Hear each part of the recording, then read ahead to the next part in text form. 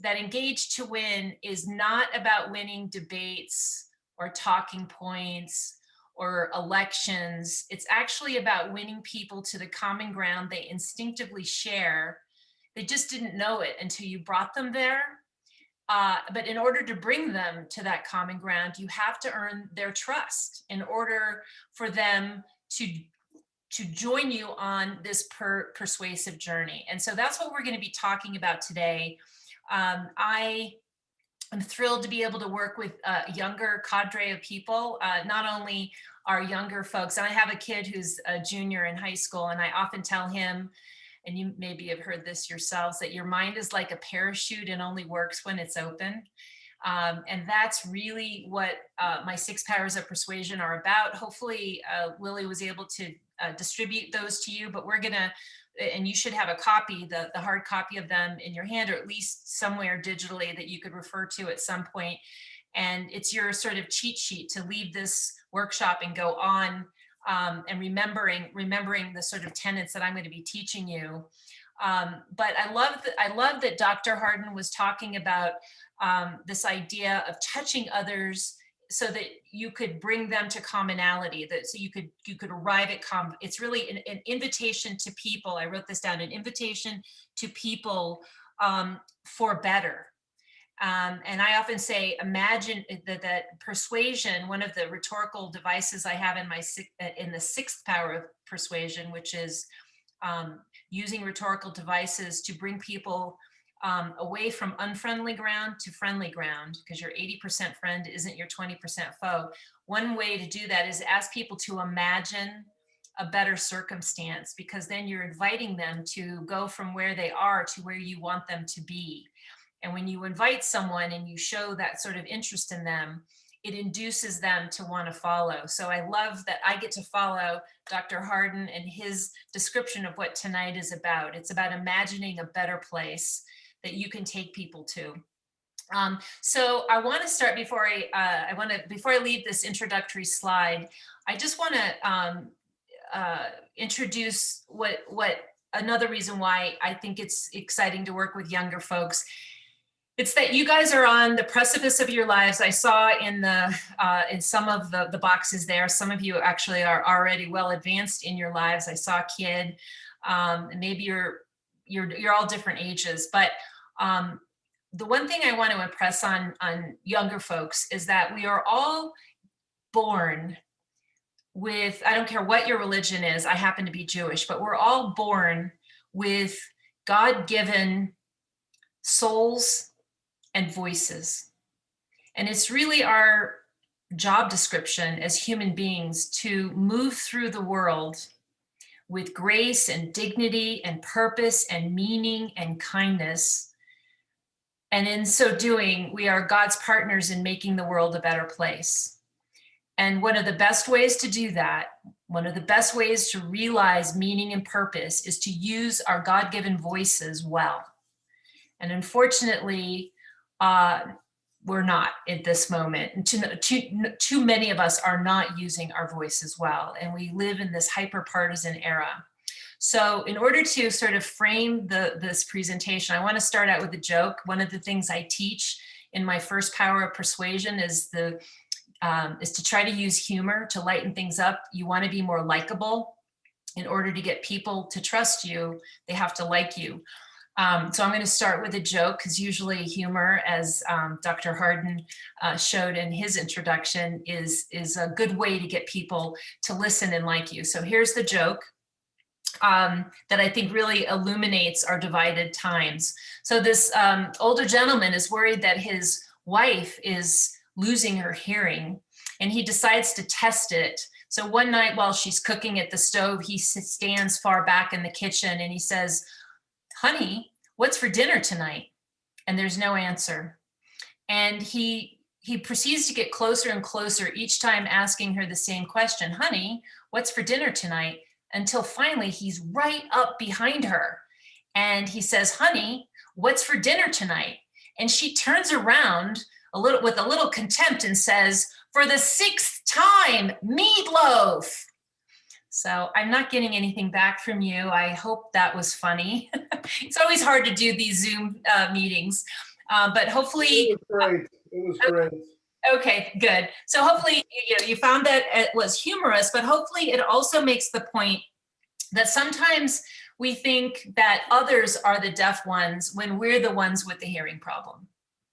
And so that's really what my 6 powers of persuasion are designed to address.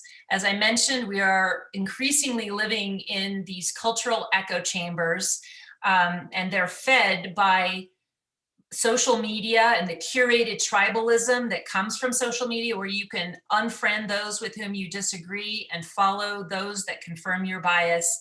And we lose this moral consensus that binds us. And what is that moral consensus? It's this idea on which we're founded as Americans, that people from different backgrounds with different beliefs and values and ethnicities and skin colors, we come together in the public square, whatever the square, whether it's a schoolroom, a school board, the House of Representatives, a Thanksgiving dinner, that we come together in the public square and we respectfully hash things out with one another to forge a more civilized and free nation. That's the idea that we're founded on, and we're losing it. One of the reasons we're losing it is that we approach other people as though we want to teach them something. We want to just impose on them our way of looking at something. And it's really a silly notion that we can persuade anyone of anything if we're not listening to them or willing to listen to them. It communicates that I want to change your mind, even though I don't care about anything that you have to say. So as the slide says, we have to be likable, thoughtful, and genuinely interested in the other person. Otherwise, we exist in a world that Stephen Covey described. He said, and if you don't know Stephen Covey, he wrote the classic book, The 7 Habits of Highly Effective People, in which he posited that most people do not listen with the intent to understand, they listen with the intent to reply. And we have to flip that script and be engaged listeners in order to earn trust. So normally my workshops are more interactive. I know you guys are all on mute, so I think I'm going to make this a little more, at least until the end. Maybe we can open it up and make it a tad bit interactive, maybe. We'll see our time. But so usually I like to ask people, when was an instance when they were persuaded to change their mind? And I'm not interested in what they changed their mind about. It's more, what was it about the person that induced you to change your mind? And the answer is that people who have the ability to change other people's minds are likable and trusted. They have credibility. And people who have credibility and are trustworthy, other people will listen to. And when you pick up that megaphone in order to speak through it, you want to do so with credibility and trustworthiness in order to reach the maximum number of people. Actually, I want to show this, that if you doubt that trusting relationships really matter, look how they were used, those of doctors and dentists, to sell cigarettes in the 50s and 60s. And so what I learned, in the intro mentioned that I wrote a column in a newspaper, and when I first started writing it, I didn't want to just parrot talking points. I wanted to introduce people to ideas and arguments they weren't really considering otherwise. I called my column Think Again, You Might Change Your Mind. The idea being that in order to have a free and fair society, a civil society, we need an informed and thoughtful citizenry. And I was just introducing people to arguments and facts they might not otherwise consider. And when I started out writing, I thought, like Margaret Thatcher, that first I just have to write the best argument, and then I'll win the support. And what I realized is not so fast. I might not even get a reader if I can't come across as trustworthy and worth listening to, worth reading. So what I learned in writing a column was how to be readable, just as what I want to convey to you is how to be hearable to people who think they disagree. Because what I learned in writing my column is if you approach people the right way, they actually don't disagree. There's enormous common ground out there if you approach people the right way. So that's the point here. First, it's a modified Margaret Thatcher. First, you win their trust, and then your winning arguments can win their support. So, and that's really what is at the core of Stephen Covey. This is actually one of his 7 habits of highly effective people. Seek first to understand other people, to listen to them, to try to understand where they're coming from. And if you do it that way, then you will be understood, unless they're hostile. And so I approach my workshop as one where we're trying to speak to people who are persuadable. That's not to say that there are not people out there who are not persuadable, and I call them hostiles. I have one in my family, and basically you have to know when to hold them and know when to fold them. And what I always say about approaching about a hostile is you cannot convert them. The best you can do is power them down. And it doesn't even make sense to try to power down a hostile unless you're in the presence of persuadables. And then the persuadables will be drawn to your thoughtfulness and repelled by the hostility of the hostile. The other time to try to engage them is if they're, at your Thanksgiving Day dinner and you just want some peace. So anyway, how do we get people to trust us? So here are my 6 powers of persuasion. I have this handout. Hopefully you guys all got it. And this is your takeaway. This is normally a 2 to 2.5 hour workshop. We're compressing it a lot. So I'm going to try to compress things a lot. So the first of I'm just going to go through these briefly, and then I'm going to give you a couple of case studies, and then we're going to, to the extent we can, workshop it. We'll see. So the first power of persuasion is this idea that you are the message. Studies show that you have as little as 7 seconds to make a good first impression. And so you want, one of the things I teach is people don't care how much you know until they know how much you care. And that goes to power persuasion number 3, which is the winning side always fights for people. You've got to show people that you care about them and about other people. Power persuasion number 2 is this concept of finding the common ground. Normally I teach 4 ways to find the common ground. We're going to go over a couple of them in this presentation. One of them is the Simon Sinek insight of starting with why, and we're going to go through that in a minute. Power persuasion number 4 is that we can reach everybody when we make appeals that are based in fairness and compassion. And you'll see from my 2 case studies in a moment how to do that. Then the 5th power of persuasion, which could be a workshop on its own, is the power of telling stories, because they help you cement an emotional connection.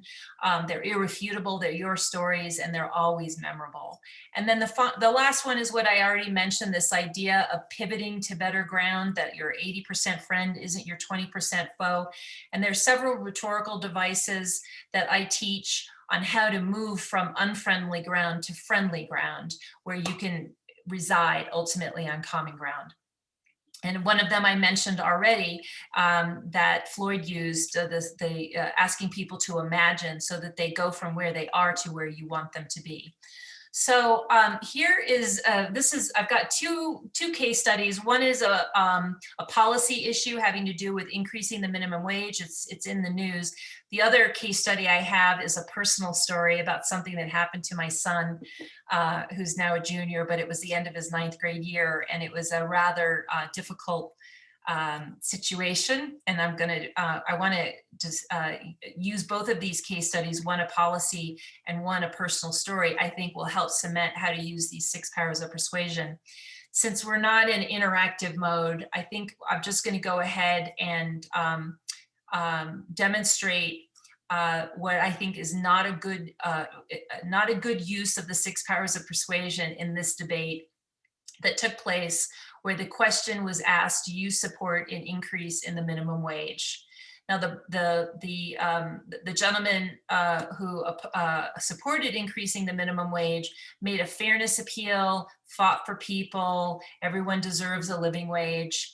And the woman who was opposed to it in this debate, and it's only like a 45-second clip here I'm going to show you, she makes a few mistakes. I'm just going to set it up that way. Normally, I like to show this and then ask people what they thought of it.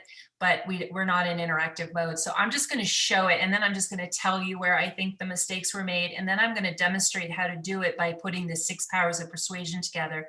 And I'm going to take the side that says that is the more unpopular side, and you'll understand why in a minute.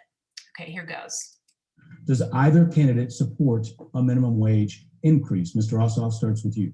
Yes, I do. The minimum wage should be a living wage. I think we can raise it indexed to the cost of living, because the cost of living varies widely in urban and rural areas and in different states across this country.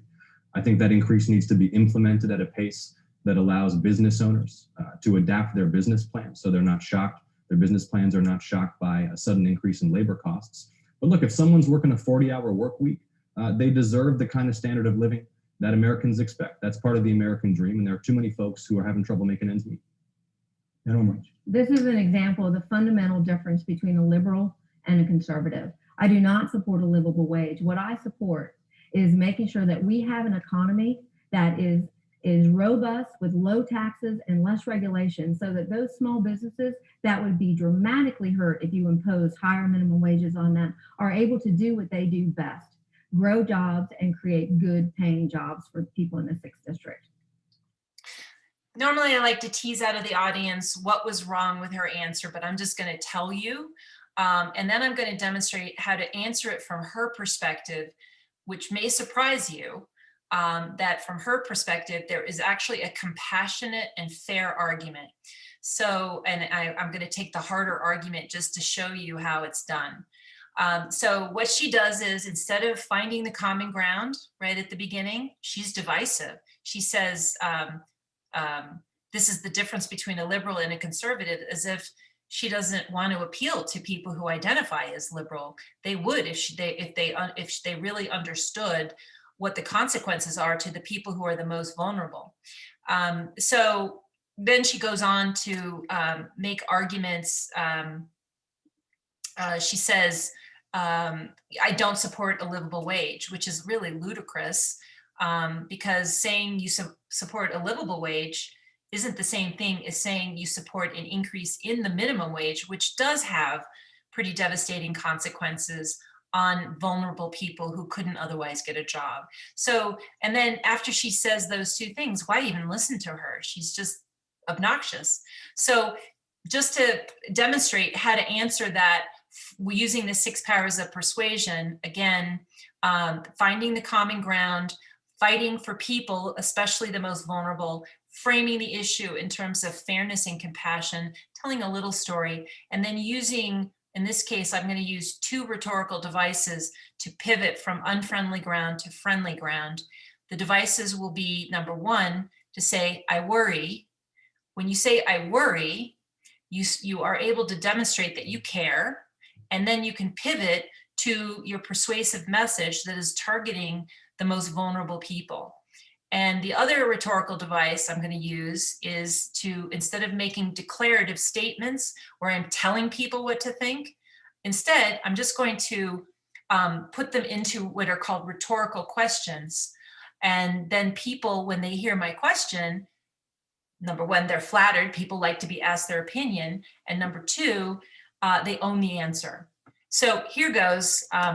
Here's how I would answer that. Here's how I would have answered that question if I were Karen Handel. I would have said, of course I believe in a livable wage. That's finding common ground. I just worry about the most vulnerable in our society, young minorities. And if they can't get a job at $10 an hour, how will they ever get a job at $15 an hour?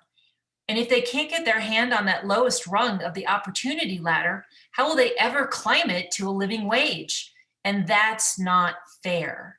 And I always say, if you can end your argument or say at any point in your argument, that's not fair, you're persuading, and you'll understand why in a minute. So here's the evidence that persuasion works.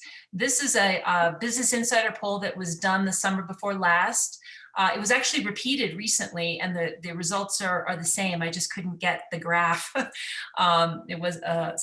these are the results, that before people realize that when the minimum wage goes up, people will lose their jobs, there's almost 2/3 majority support increasing the minimum wage. But after they learn of the impact that people actually will lose their jobs when the minimum wage goes up, especially the most vulnerable people, you can see how support goes down. That's the impact of persuading and fighting for people. Okay, so here's the personal case study. That's my family. That's my husband in the foreground with me, and that's my son. This was 9th grade for him. He's now a junior. My son aspires to go to the Naval Academy, kind of a straight-laced kid, but he got into big trouble at the end of his 9th grade year. And we used the 6 Powers of Persuasion when we met with his principal, and then actually also had to meet with law enforcement. And you'll understand why in a moment as I go through the story. So what happened was that it was the day before finals in early June, when the kids had not much to do and they were doing Snapchat. And I've actually never been on Snapchat. You guys are younger than me, so you probably get Snapchat. But they were Snapchatting, a group of kids, and it was kind of girls against the boys. And my son posted this as a funny meme, I guess. So school choice matters, and you see there's a cartoon of a kid with on the back of his shirt says the next school shooter. Will the kid go to the left where there's armed staff on duty, school A, or to the right where there's a gun-free zone, school B? And anyway, there were a number of other things that were posted by a lot of kids. It was, you know, a kind of a debate that they were having back and forth on all sorts of issues, not just guns. There were, I think, abortion and immigration and socialism. And anyway, he goes to lunch, he comes back, and he and 2 or 3 of the other boys that were in the Snapchat were basically taken into a room. It was like a SWAT team had landed on the high school. We found out later they almost vacated the entire high school. I was called by the principal, the assistant principal, who told me that there was I forget what it is, but essentially this girl reported my son. Safe to tell. It's called. They have a safe to tell policy. The girl felt unsafe, and she told the assistant principal. And anyway, my son ended up being suspended, and I was out of town. I got my husband on the phone. He went to school to try to deal with what was going on. None of us could understand why the SWAT team, why the suspension over this. And then a couple of weeks go by, and he was suspended, but he was allowed to take his finals. And our biggest concern was, you know, what happens in high school doesn't stay in high school anymore. We didn't want him to have a record. And we were very concerned. He got past his finals. He did very well. And then we decided to approach the principal, and we set up a meeting with him to go speak to him. Now, the principal was there when the police were there, but I don't think anyone really understood why the SWAT team descended on the high school, all these police all over the place, but he just figured there was a reason for it. And we learned later what the reason was. The police were called, this was in the police report, on May 29th at approximately 11:30, Pickens County Sheriff's Office, school resource officer. So there are 2 armed guards that are always on the campus at all times, and they're called SROs. So the Pickens County Sheriff's Office SRO, Paul Huffnagel, received a text message from the Aspen High School assistant principal that said, "Need you for gun and school shooter." When we read that, we're like, oh my God, she took that cartoon and made it into a gun. And of course, we understood exactly why the police showed up with such force. But we felt like it wasn't fair. And so we applied the 6 Powers of Persuasion in our meeting with the principal. There he is. His name is Theron. We set up the meeting. We met in his office. We didn't storm in guns ablaze. How could you do this to our son? We had a friendly demeanor. He'd been out of town. We asked him where he'd been. He was researching, it's called Outdoor Ed program in Florida. And we said, you know, you care so much about the students under your purview. And it's clear that you want them, once they leave Aspen High School, to flourish. And we thank you for all you do, Theron. So we offered him genuine praise. And then we identified the common ground with the why. I mentioned start with why. And we framed that why in fairness. And we said, we have a feeling, Theron, that you're going to agree with us that you don't want Zane to have to go through his high school career with this pig pen-like cloud hanging over him, right? Oh, no, of course not. And then we asked it. We made it a clarifying question. And then we told him a story about Zane. My son had pretty severe dyslexia. We held him back in kindergarten. He overcame it, and in 8th grade, they had what's called the commencement, where he goes from 8th grade to high school. He was chosen by his class and the teachers to make the 3-minute commencement address. And he talked about overcoming dyslexia. And if you change the way you look at things, the things you look at change, and there are silver linings in every dark cloud.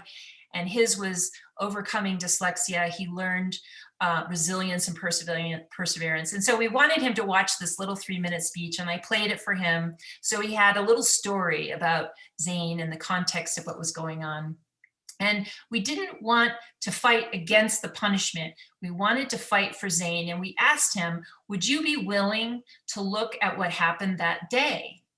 And he said, sure. And so we had a printout of all of the Snapchat posts, and we showed him, this is what Zane posted. And it was a bunch of funny memes about, you know, socialism and it wasn't even all political. It was just kind of obnoxious 9th grade boy stuff. And then we showed him the police report. And he looked up and he said, he didn't say anything. He didn't throw the assistant principal under the bus. He just said, I can fix this.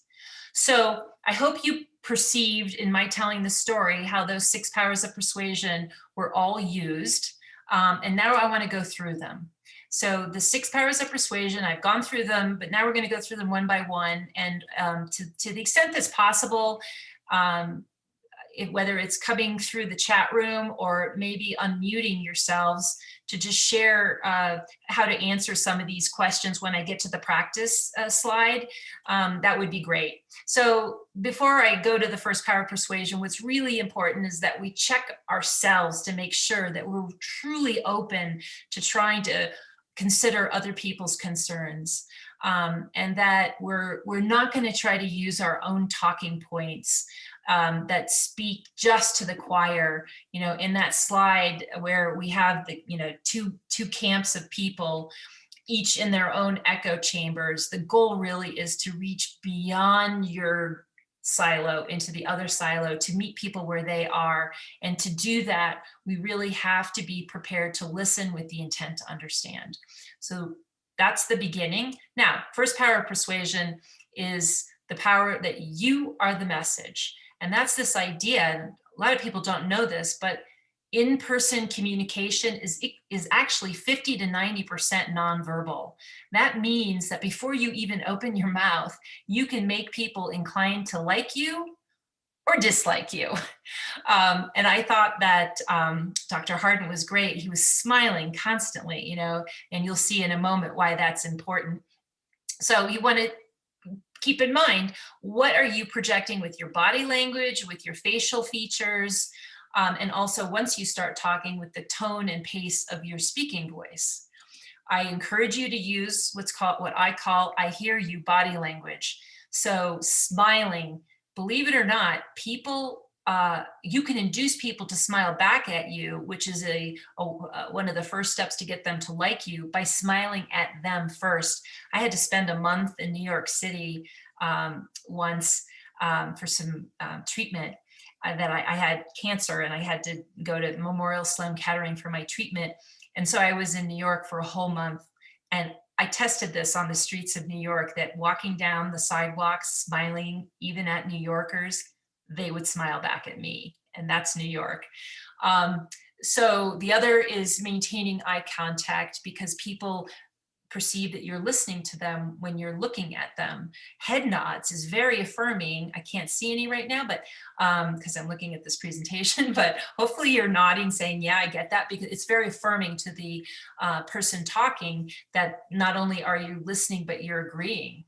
And then an open posture, there's a TED Talk about this, where people who maintain open posture, so it's this idea that there's a string between the top of your head and the ceiling, that they're actually perceived by people to be more competent and confident.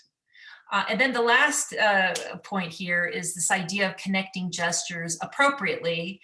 I always hasten to add, in the wake of the Me Too movement, you don't want to, especially males, be too touchy. And then I hope it goes without saying, you don't want to use contemptuous body language. So I'm not going to spend much time on this. No rolling the eyes, no crossed arms, pursed lips, finger pointing, furrowed brow. And here is one of the best things I've written about persuasion, was by a teacher, a professor, actually in Arizona. I think he still is at Arizona State, but he started at Stanford. His name is Robert Cialdini. And he has 6 principles of persuasion, one of which is to be likable. And part of that is the reciprocity principle. You want to role model the behavior for others that you want to see in them. So showing an interest in them, and that could be showing genuine praise. You can charm them or disarm them, as he puts it. Also, use accurate language to describe exactly what you mean. Don't use labels. Like in the Karen Handel example, this is the difference between a liberal and a conservative. Well, if you're a liberal, why would you listen to anything she says after she says that? You want to use accurate language. Well, this is the difference between, she could have said, this is the difference between someone who cares about the most vulnerable in our society and someone apparently who doesn't. That would be one way to, try to appeal to people by using more accurate language. You can also exude positivity, as Dr. Harden does so well. And that helps people visualize the positive outcome that you want them to see, as he kept on saying, "Mo better." You want to be honest and reliable, and don't overcommit to things. And as I said in the beginning with my little joke, try to use humor to induce people to like you, and never, ever say they're wrong. Now, I don't know, Lily, do we want to try to open this up to some interactivity? Or actually, I got an idea. For this one, let's not open it up. I want you guys to think about someone in a friend or a family member with whom you need better communication. Think of something you could say, and the next time you see them, try to think of a genuine compliment that you can offer them while using "I hear you" body language and appropriate speaking style. I think that's maybe the best way to keep this moving along, since we don't have the best platform for interactivity. So the next power of persuasion is the power of inhabiting common ground. I'm going to talk in a minute about what does it mean to start with a why, and how do you construct a why. I gave an example in my, the 2 examples were, of course, I want people to have a livable wage. And then and I put in the other one, the other example, the why was in the form of a question. You don't want Zane to go through his academic career and potentially beyond into college with a pigpen-like cloud hanging over him. That wouldn't be fair, would it? That's an example of a why that induces people to agree with you and inhabit common ground. That was actually in the form of a question. So asking clarifying questions that are open-ended, that are how or what type of questions, is another way to get people to come to the common ground where they can own their answers. This next one is something that Stephen Covey advised. He said, find what's right, not just what's wrong, with something that someone else has said. Even if you disagree with it, there's got to be something you can say that's right. I don't blame you for something. Don't debate. Try to validate by commenting agreeably. Be careful of the words you use. Avoid labels. I mentioned this with regard to conservative and liberal. Cite sources that they'll trust so that you appear less partisan. In the two examples that I gave you, I didn't cite any sources, but I don't want to spend time. There's probably more information on this slide than we actually have time to absorb. And here again is this concept of use humor, never say you're wrong. And then here's the main point here: seek first to understand and then be understood. He also talked about, Stephen Covey, you want to begin with the end in mind. Maya Angelou captured this when she said that people will forget what you said or did, but they'll never forget how you made them feel. So you want to be amenable and not adversarial, as I tried to demonstrate we were with Barron. Want to be gracious, not argumentative, thoughtful, not forceful, and grease things with positivity by saying things like, I agree with you, I don't blame you. And here's one of the main things: if I ever get into a situation with someone who's quite adversarial, I try to remind them that I also want a more perfect union. Maybe I have different ways of going about it, but can you grant me that grace? Grace is something that Dr. Harden talked about. I want to really reinforce that idea, because we're living at a moment where too many of us not only don't offer the others grace, but are not granted it. And I want to just remind everyone that if Abraham Lincoln could stand before an audience when he delivered his second inaugural address, before the end of the Civil War, right before his own assassination, and the audience included people who actually, some people still supported slavery, and he could say to that audience, with malice for none and charity for all, we should be able to look at the people with whom we disagree with similar grace and forgiveness. Really appealing, as Lincoln said, to the better angels of our nature. We're doing too little of that. We're appealing to the devils of our nature. So here's the insight that I think ultimately led Simon Sinek to come up with his concept of start with why.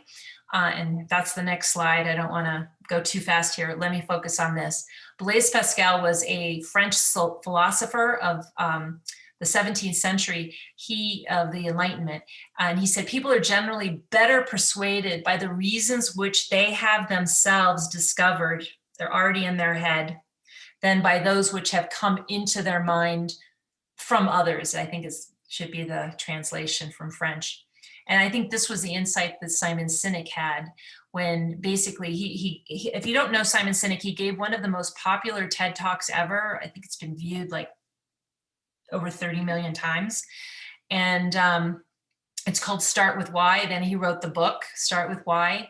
And essentially his point is that the most inspiring and persuasive people and organizations, they all speak exactly the same way, and it's the opposite of everyone else. Most people start with what they believe or what they want you to believe, or they start with what's. And the most inspiring people start with why they believe what they believe. So he talks in his TED Talk about Apple. Apple's why is very inspiring. Think different. People have gravitated to this movement that's about elegantly designed, easy to use devices that enhance your lives. And it really doesn't matter which device it is, the what. Also, he talks about Martin Luther King. Martin Luther King had a very compelling why. I don't even need to tell you what it is. It's so iconic. And he was able to coalesce a movement behind him that, ultimately came to Washington, D.C. to see his I Have a Dream speech, because people instinctively believed already in their head that man-made law must comport with natural law, this idea that's in our Declaration of Independence that all men are created equal, which is probably one of the most consequential whys in human history. all men are created equal. So that's a why. Now, those are really big whys. Let's talk about how to craft whys in everyday conversation. So I used a couple of them in my examples. A why basically says, I'm concerned about, I want this policy so that, because, and the second blank there is the why. So, you know, when we went to see Theron about Zane, we know you want what's best for your students. So, and here's what comes the why, they will flourish wherever they go next. In this example I gave you on the minimum wage, I worry about increasing the minimum wage, and here's the why, because I want our most vulnerable citizens to be able to climb the opportunity ladder to a living wage. In my example, I framed it as a question so that in a debate, you know, you get people to own their answer, but this is just how to, you can formulate a why either as a declarative statement or a question. The other way to formulate a why is to talk about what's at stake if you do or don't do something. So if kids can't get a job at $10 an hour, how will they ever get one at $15 an hour? That's an example of a why that shows what you're caring about. And then in the case of Zane, I worry that Zane will have this pig pen-like cloud hanging over him, and that's not fair. So another way to find common ground is to ask clarifying questions so that you can seek to understand, then be understood. So these are just some examples. These are just prompts that you can get other people to start talking, because when you do that, you're showing an interest in them, you're flattering them, they're feeling heard. They're more likely then to want to ask you questions and hear you. And that's that virtuous cycle that we need more of in our society, rather than the vicious cycle that we're experiencing today. So showing curiosity, tell me more. Or if you think someone's wrong, you can say, well, that's not my experience. I'm wondering about, help me understand, walk me through. We're both dug in. Tell me about tell me your passion about this. Help me understand why you care so much.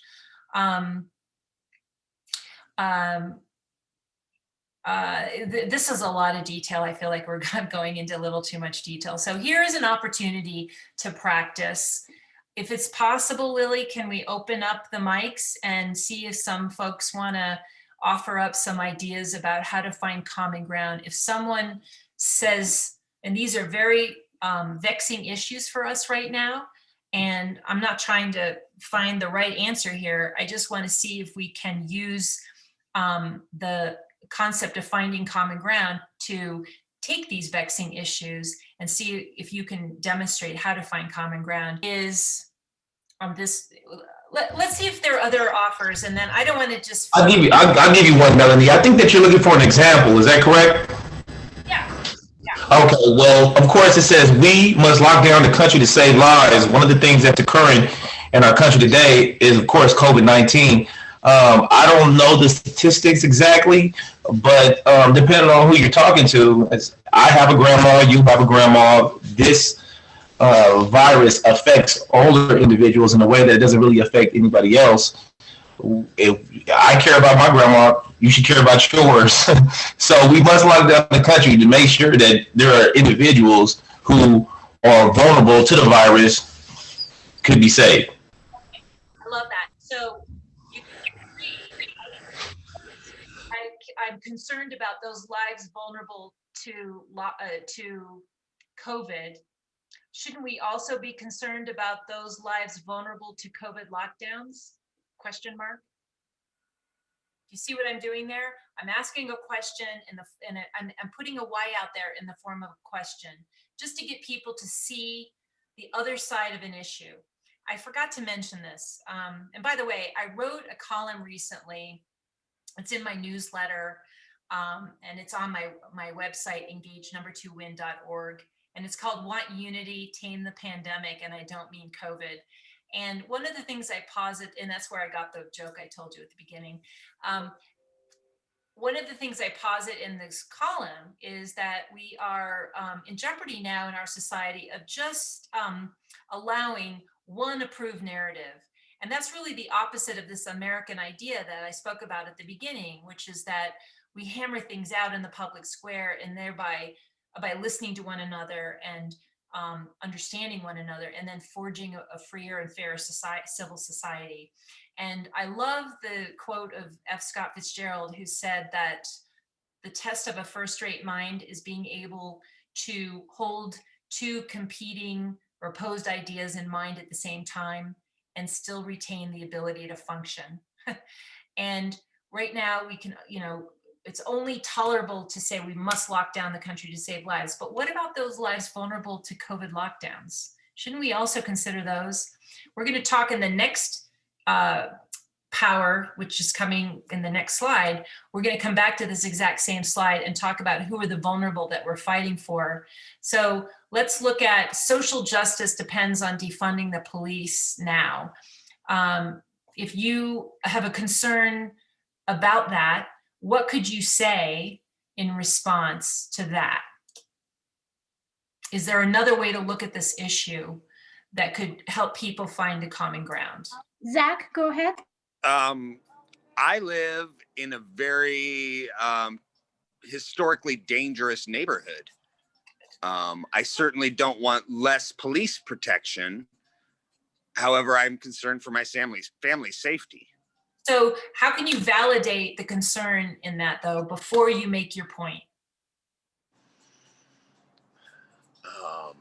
Family safety, everybody is concerned for their family's safety. Good. And then? No matter what neighborhood you live in. I happen to live in a historically violent neighborhood. Is defunding the police the best option to protect everyone? Good. Excellent. Wow, couldn't have said that better myself. Does anyone else? I mean, that's so good. I don't know that anyone can do better than that. Let's keep moving. That was really good. Okay. The power of fighting for people. This is an idea that Brene Brown came up with. We are hardwired for connection, curiosity, and engagement. So wagging your finger is not the way to engage and connect. And this, I mentioned this before, that I always tell people, if you can't remember anything from this presentation, try to remember this. People don't care how much you know until they know how much you care. And this is one of the best ways to earn trust, to show that you care about the person you're talking to and that you care about other people. Just like that example of that we were just given, that of course I care about people who are vulnerable, I would actually even come out and say, the killing of George Floyd was senseless and unjust. And don't say but, and wasn't the ensuing violence that destabilized communities and victimized innocents also unjust? That's another duality there in that issue, and it shows that you care. So let's talk about this again. Who are the vulnerable, the people, the most vulnerable people that you're fighting for when you are trying to look at more than one side? Like, this is the approved narrative here. We must lock down the country to save lives.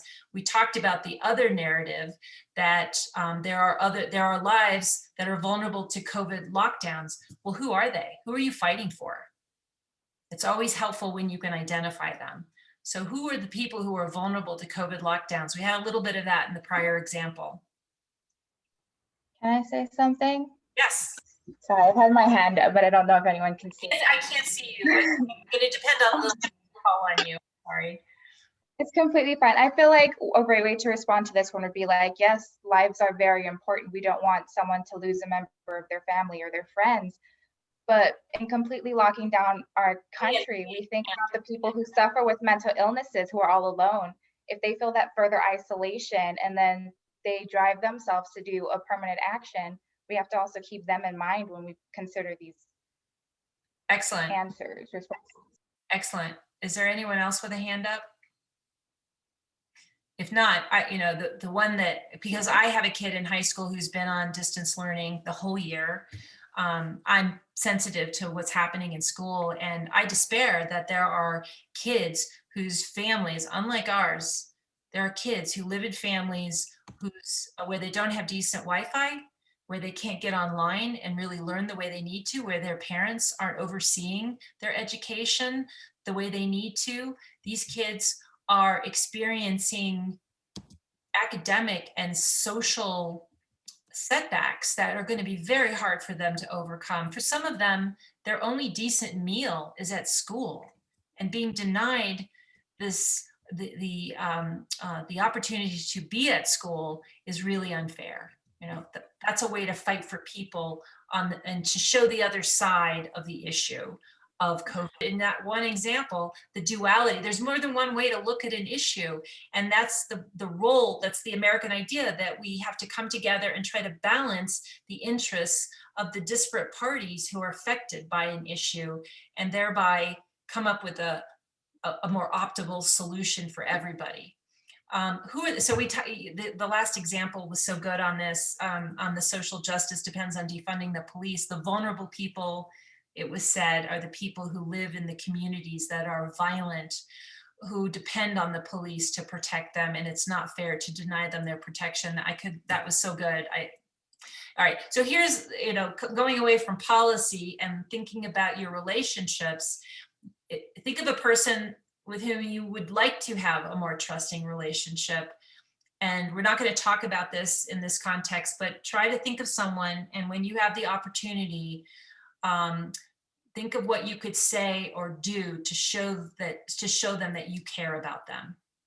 And thereby you will earn their trust, and you will earn credibility, and therefore be able to have more constructive conversations. So the fourth power of persuasion is that you can, when you speak to everyone from across the spectrum, when you use a fairness and compassion frame. This is actually based on the work of Jonathan Haidt. Jonathan Haidt wrote the book, The Righteous Mind. The subtitle is Why Good People Differ on Politics and Religion. And so he posited that there are 5 moral foundations through which people see the world or society or issues. And they're like moral taste buds. And some people have a propensity to some taste, more taste buds than others. And so you would actually go onto his website, it's called yourmorals.org, and take this like 20-question survey and find out where you rate. But basically on the spectrum of liberal to conservative morality, conservatives care about all 5 of these moral foundations about the same, where liberals are off the charts in terms of compassion and fairness. And so the intersection of the Venn diagram is compassion and fairness. That's why we speak to everyone when we appeal to compassion and fairness. And it's why, for example, that movie Cuties that was on Netflix really irritated conservatives, not so much liberals.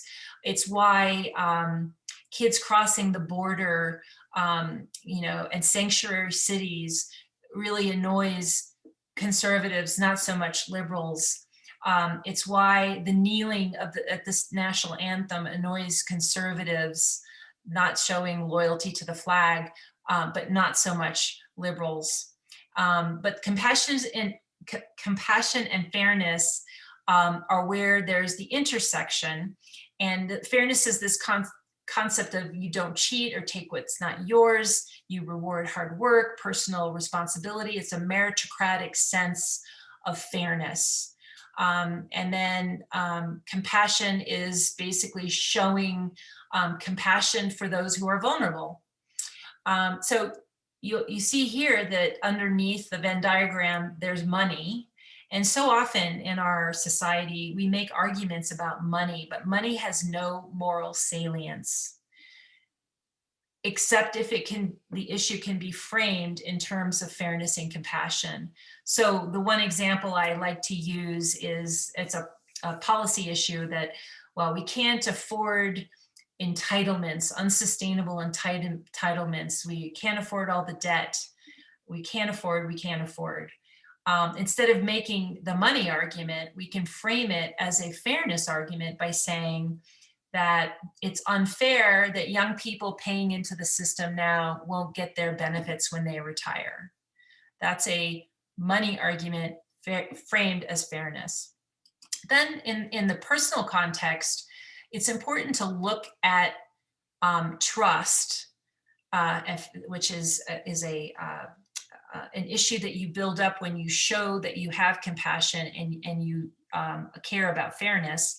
So trust is like in a bank account, and we can fill it with more trust that then we draw on by doing what I said in Power of Persuasion #1, showing reciprocity. Someone does something nice for you, you do it for them.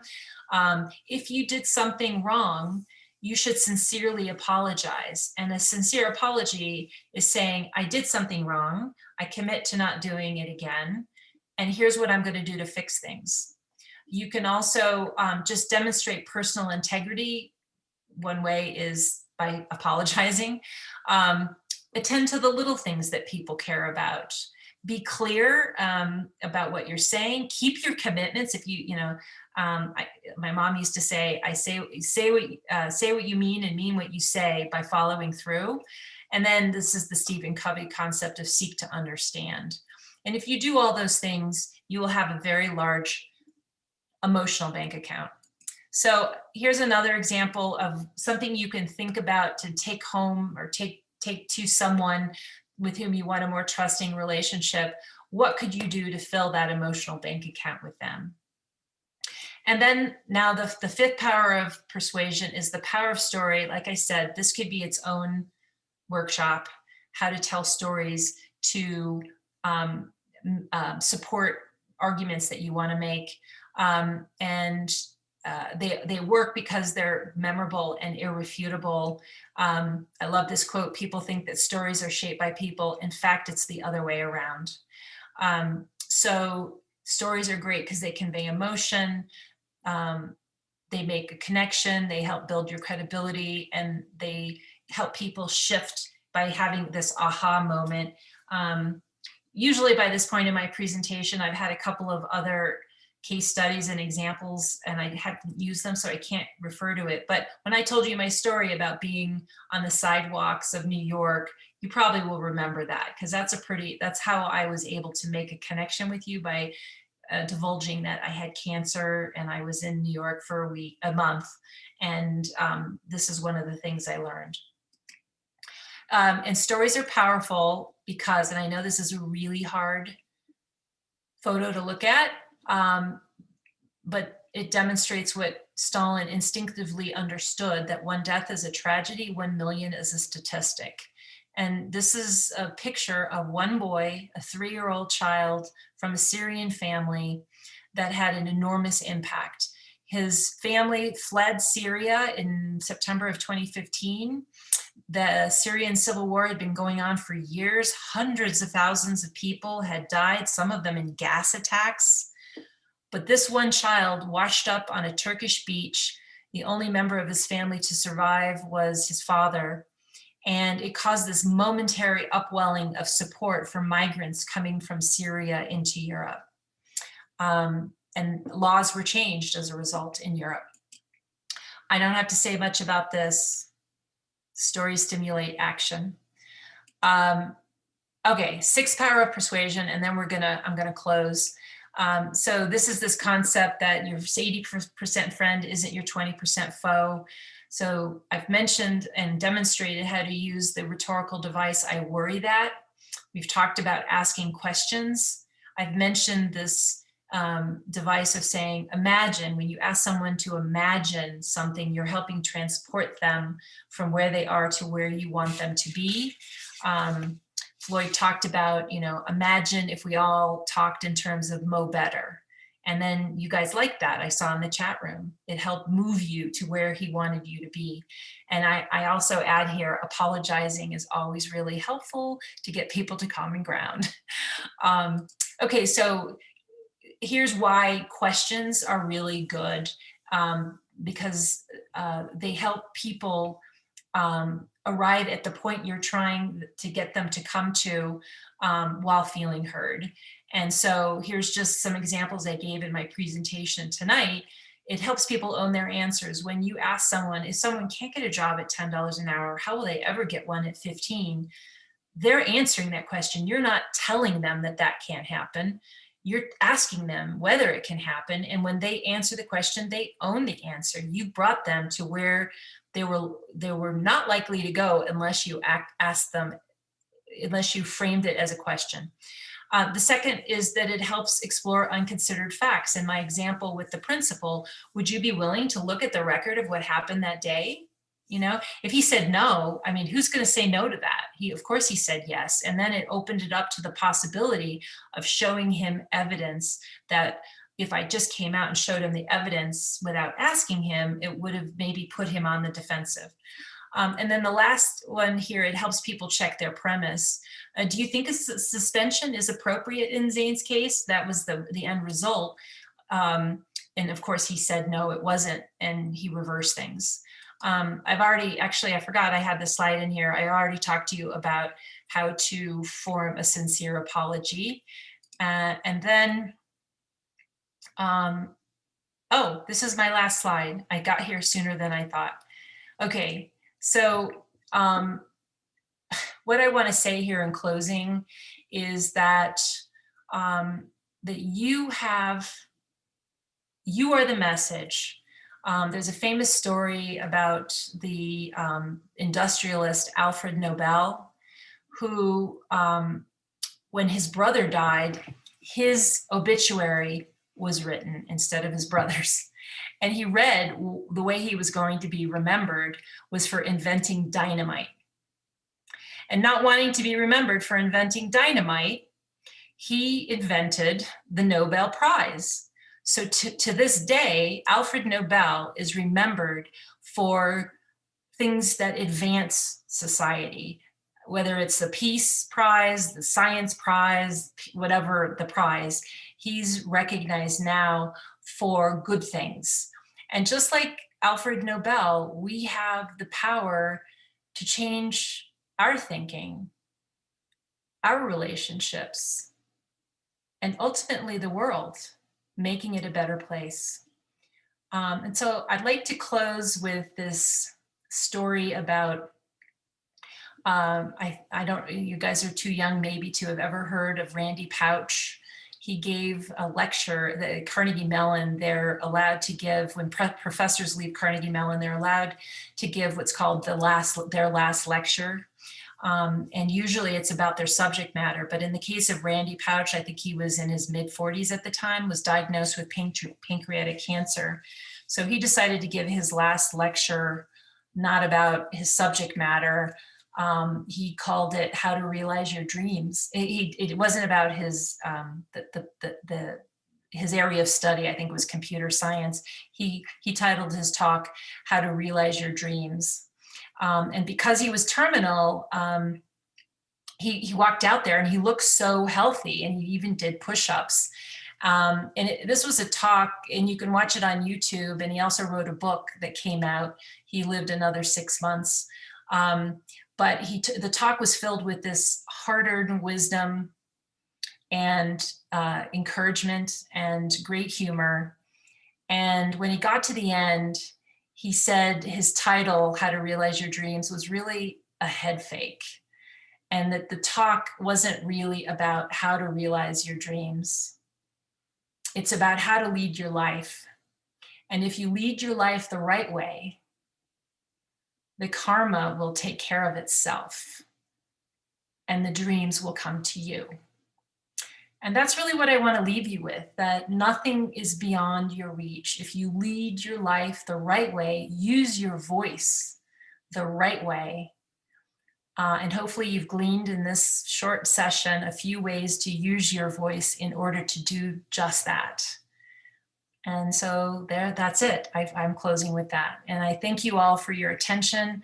And I hope you go out into the world and make the positive difference that I know you're all capable of by using your voice, and just to refer back to that joke that I told at the beginning, by listening to others and not thinking others are deaf when you're in fact the one that maybe needs to listen a little better. So thank you. A question right here by Zach, who talks about how do we view the intersection of compassion and fairness through a multicultural lens, i.e. collectivist versus individualist upbringings. Huh. Collectivist versus individualist upbringing. I don't know that it matters. I mean, if you're caring about people, does it matter if you're caring about a community or just one person? I'm not sure. I think, and fairness is, I mean, there is a duality there, and I understand that there's a tension between equality under the law. Everyone's created equal. We judge people by the content of their character, not the color of their skin, as Martin Luther King said.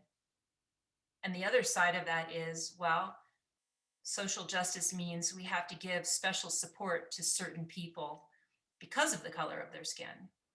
So there's a tension there, and we got to work this out in society. I don't think that it's fair to say one should hold sway over the other.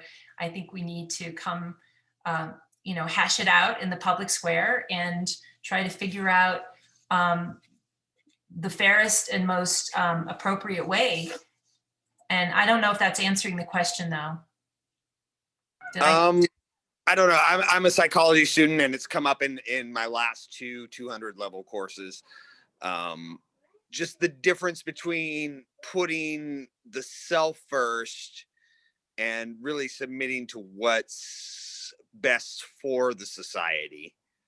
And it really, like, I'm asking from a point of that seems to be the general divisiveness in the broader political and social spectrum right now in America. Is it about me, or is it about the people around me? Well, I tried to take two of the most vexing issues in society right now, COVID and race. Did we work that out? Did that help? I mean, I see a thumbs up, but like, are there other more difficult issues that we can talk about where I could maybe go beyond what I've done already? Cancel culture is like a hot button thing right now. And I'm in customer service. I talk to customers and coworkers and friends. And so, like, I don't understand cancel culture yet. I don't understand what this term means. Like, why is this such a huge thing? And how do we combat that as people who are trying to find common ground? I hope you read my column on my website, Engage2win.org. I talked about want unity. I despair about cancel culture. I forget the name of the author of Dr. Seuss, but he's being canceled now, even though he was against nuclear weapons. He was against, for the individual, he was for the common good. I mean, when you think of it, and now he's being canceled because some of his early cartoons have images of Asian people that are offensive. I mean, it's like, okay, then don't look at it. I think maybe I can recommend one book to you, and I'll try to summarize it in a few sentences, but it's really interesting book written about this moment and what's going on. And it's called The Coddling of the American Mind, also written by Jonathan Haidt. I referenced him in The Righteous Mind, Why Good People Differ on Politics and Religion. And he wrote it with a co-author named Greg Lukianoff, The Coddling of the American Mind. And basically they posit that there are three bad ideas that are propagating throughout society right now that are the opposite of what helps make healthy minds and mental states. And so the three ideas, the bad ideas are if it doesn't kill you, Nietzsche said, if it doesn't kill you, it makes you stronger. My story of my son overcoming dyslexia is an example of that. But this new idea, this new damaging idea is the opposite. If it doesn't kill you, it makes you weaker. Therefore, you have to protect yourself from any idea that might be dangerous to you. It could be just words. It could be reading in Mark Twain a word that is offensive in Huck Finn. And I don't want to say the word, you probably know it. So we have to ban Huck Finn. You have to protect yourself from ideas, because if you don't, then catastrophe is going to happen. That's the first bad idea. The second bad idea is this idea of, I'm thinking of the third idea first. Well, that you always have to trust your feelings and don't ever give anyone the benefit of the doubt. I mean, what kind of society is that to live in? So you assume the worst. When someone says something to you that's offensive, you assume the worst instead of the best. And it's the opposite. They talk about in the book for people, and Greg Lukianoff actually divulges in the book that he was suicidal at one point, and he sought therapy. And the best therapy that helped him work his way out of his despair is called cognitive behavioral therapy. And that is a therapy that basically teaches you the opposite of that idea, to trust your feelings and assume the worst of other people. You want to actually try to assume the best of other people to help you get over the hump, because it's like so depressing to live in a state where you're always assuming the worst about a situation or other people. People who assume the best are more positive and more able to move on in their lives. And then this last one is really important. And it's this idea that I'm right, you're wrong, there's good and evil. And Alexander Solzhenitsyn said, and Lily probably could speak to this better than any of us, being of Soviet descent, but he was a Soviet dissident, Alexander Solzhenitsyn, and he wrote, I wish I had it in front of me, but essentially that the line dividing good and evil does not go through the state or between classes or political parties. It runs right through the human heart. And even the most benign hearts have a little residue of evil, and even the most evil hearts have an outpost of good.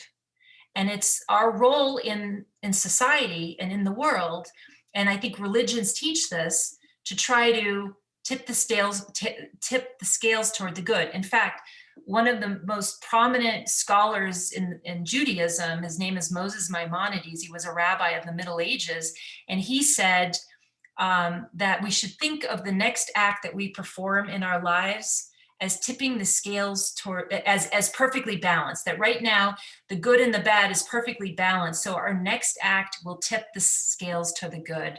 And if we think that way every day, whenever we use our voice, whenever we do what we do, if we're thinking consciously about tipping the scales toward the good, we're essentially realizing the golden rule, right? Which I think hopefully translates for everyone. I don't care what religion you are, that we should do unto others as we would have done unto ourselves. And the flip side of that, which is the Jewish version, is that which is hateful to us, don't do to anyone else.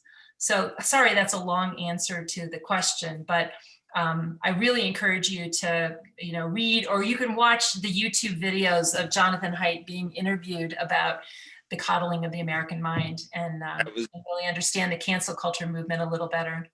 That was very eloquently said. I really appreciate how you opened up with saying, like, I don't care what your religion you're from, I'm Jewish. And then at the end of your talk, you brought in karma. You brought in like every viewpoint. So that was very eloquent. That's the American idea. Yeah, totally. Well, thank you for observing that. I appreciate that. I have a question, if I could. Listening to your biography, I've been thinking about this the whole presentation. How do you get from economics and international relations to this? Because I think it's beautiful what you're sharing tonight, but it's a different path. How did you? So that's a little bit about your story. Yeah, I usually tell a longer story about myself. How did I get to do, and now this is a business for me. I teach people how to have difficult but productive conversations, constructive conflict. How did I get there? And let's just say I have a little dysfunctional family, so I learned how to deal with hostiles in my family.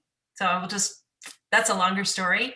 But on the others, this does relate. I did mention this in my remarks that I wrote a column. So yes, I started out my career in finance, but in 2010, I was asked, I used to write point counterpoints on the opinion page in 2010. And then the editor of the local newspaper here asked me if I would help him diversify the opinion page. And I always joke, it's not because he needed a woman or a Jew. And I was actually scared to be the scourge of my community. I didn't want to write things that people would be offended by or disagree. I didn't want to be canceled. Even in 2010, you had a little bit of that. And so I said, well, I'll write my column. And I decided to call it Think Again, You Might Change Your Mind. The idea being that, an informed and thoughtful citizenry that should think again. They don't always have to change their mind, but just expose people to unconsidered facts and arguments, and thereby people can think again. Maybe they change their mind. They don't have to. And so I launched this column. I wanted to be read, so I sought out the masters of communication. You can tell Stephen Covey is one that I relied on. Dale Carnegie, he wrote the book in 1938, How to Win Friends and Influence People. Brene Brown is another, she has a great TED Talk. Simon Sinek, there are others. And I adopted a style of writing where I was trying to, do what F. Scott Fitzgerald said, show multiple sides of an issue, and then people can decide for themselves. And so I wasn't perceived as ideological, and people liked the way I wrote. And so when I realized that I was getting through to people, that's when I started to collect the strategies and the tactics that I was using to make myself readable and actually popular. I hope I don't sound boastful when I say that I was the most popular columnist. From the metrics on Facebook, how many times you're shared. And so I thought, all right, I'm doing something right here. So I started to collect all the things that I was doing, and that's now in the Six Powers of Persuasion. So there you go. That's the Good, short you. answer to the question. Does that make sense? Yeah, no, I was curious about the story because there was a reason for it, right? Yep. Well, thank you for asking and being interested. Cordero, were you going to say something, Melanie? I really encourage you to look in the chat. We have very positive comments. They're saying it's been enlightening. It was just great. Cordero, go ahead, and I know you're unmuted. If somebody could share the chat, I'd love to see it. Go ahead, say that again, Melanie. I just said if someone could share the chat or copy it and send it to me or something, I'd love to see it. I don't know. It's not. We can do that. We can do that. I want to ask you something about something you had said earlier. We were talking about the Dr. Seuss books, and we have to be conscious of the feelings of other people. You also said that that doesn't really matter, or if you didn't want to see it, don't watch it. I don't really necessarily know what's going on with the Dr. Seuss books. I only seen the headlines, so I don't know the details. You kind of provided that for me when you said that before he wrote all his famous books, he had wrote some characters that were offensive to Asian people. The Six Powers of Persuasion is to come to a common ground. Do you think that the conversation should be had between Asian folks or those who have family who happen to be Asian who feel offended by those writings should be had between those and others who feel like it's just a book, don't look at it? Yeah, I do. I think the question is, do we cancel someone because in another era, in another time, they did what was acceptable then, but it's not acceptable now? Is it fair to apply our standards today to people who lived when the standards were different? That's the question that we have to answer. And, Abraham Lincoln signed the Emancipation Proclamation, and he's perceived as one of the great leaders in heroes of American history. And yet the San Francisco School District wants to take his name off of the elementary school in their school district because he said things at the time when he was trying to bring the country together, and everything is a compromise, right? And he said things that today are certainly perceived as racist. Yeah, no, he didn't just say anything. He had made a way to separate Black Americans, because he himself thought that black people in America were actually inferior to white people, and believed that if we could get those from the South up to the North to come and fight for us by telling them that they're free, and the South is not really listening to what I got to say right now, that's a strategic way for us to go ahead and build a better, stronger army and go ahead and create chaos where they're at in the South. So it's the power of persuasion, right? I mean, he persuaded it in a strategic manner to go ahead and make the North more stronger, and of course they won eventually. So this is the question I wanted to ask. I'm kind of skipped out a little bit of what you had said in the beginning, because I guess my Wi-Fi went out. I'm one of them individuals who's got bad Wi-Fi. You know what I mean? So, but hey, this has been great, Melanie. I really enjoyed our time together. Well, I did too, and I thought that last comment was interesting. I wonder if, can I ask you a question to follow up? Is your name Cordero? Yes, Cordero Holmes. So can you imagine that there are people in this country who maybe perceive Abraham Lincoln differently than you, who have other facts that bolster their belief, facts that bolster your belief? Yes, of course. Okay. So, and we have to coexist, right? That's right. So one of the things I've learned, and I've read a lot of books about persuasion, and there's a book, I don't know, it's around here somewhere, called How to Have Impossible Conversations, and written by James Lindsay and Peter Boghossian. And these are two professors that are on, well, I don't want to characterize them. I don't want to use labels, but let's just say staring about what's going on right now. And especially on campus. But in the book, they talk about the social science behind how people formulate their beliefs. And we all do this. Even scientists who are charged with doing experiments and looking at facts have a predisposition that they have to fight. We formulate our beliefs first based on what we think, whether we think those beliefs will make us look and feel good. And then we find the evidence to support those beliefs. And it's called belief in belief and confirmation bias. We all do it.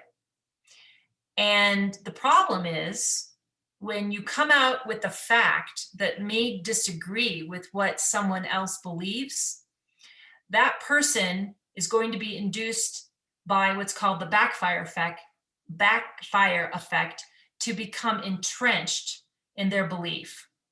Will do the opposite. So if you were to say to someone, Abraham Lincoln, whatever you said, and they believe that Abraham Lincoln was, God, they're going to become further entrenched in their belief and then find disconfirming evidence to disconfirm what you just said. And then there's never the twain shall meet.